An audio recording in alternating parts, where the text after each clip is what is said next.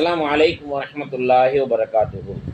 சூரத்துல் யூசுஃப் 12வது அத்தியாயம் 36 முதல் 76 வசனங்கள் வரை.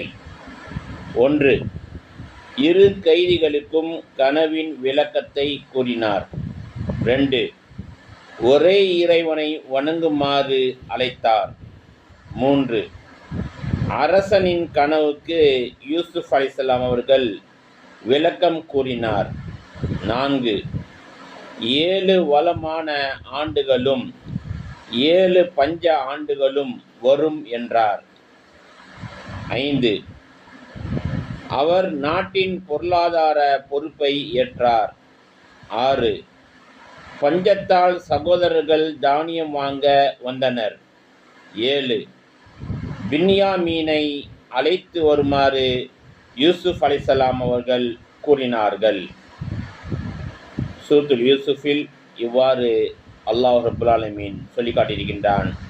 இதை நாம் அறிந்து செயல்படக்கூடிய மக்களாக அல்லாஹ் நம் எல்லோரையும் ஆக்கி அருள்புரிவானாக. அஸ்ஸலாமு அலைக்கும் வரஹ்மத்துல்லாஹி வபரகாத்துஹு.